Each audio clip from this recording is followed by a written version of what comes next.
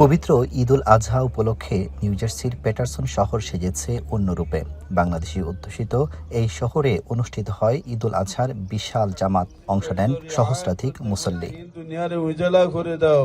বাংলাদেশিদের আয়োজনে ঈদের জামাত অনুষ্ঠিত হয় বেশ কয়েকটি জায়গায়। খুলে দেয়া হয় পেটারসন শহরের একটি চার্চের প্রাঙ্গণও।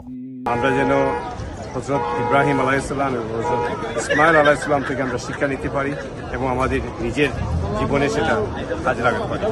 সবার জন্য রইল শুভকামনা। আমি আমাদের মসজিদ আল ফেরদৌসের পক্ষ থেকে, আমাদের কমিউনিটির পক্ষ থেকে এবং আমাদের সকলের পক্ষ থেকে আমি প্রবাসী দেশের সকলকে ঈদের শুভেচ্ছা জানাচ্ছি। ঈদ মুবারক। শুধু পেটারসনই নয়, নিউ ইয়র্ক সহ বাংলাদেশি ও মুসলিম অধ্যুষিত যুক্তরাষ্ট্রের প্রায় সব শহরেই ছিল এমন চিত্র, যেন এক টুকরো বাংলাদেশ।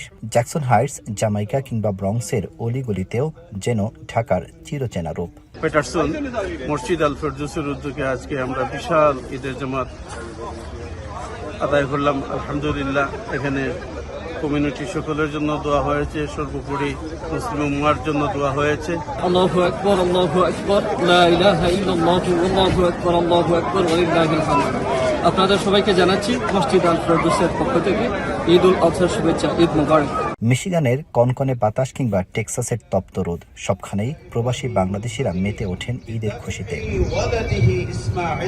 দেশের মতো হাটে গিয়ে গরু কেনার সেই চিরচেনা শোরগোল এখানে না থাকলেও প্রবাসে পশু কোরবানি কিংবা ঈদের আনন্দ অনেকটাই আনুষ্ঠানিকতার মধ্যে সীমাবদ্ধ, কিন্তু এর ভিতরে লুকিয়ে থাকা আবেগ শতভাগ খাঁটি বাংলাদেশি।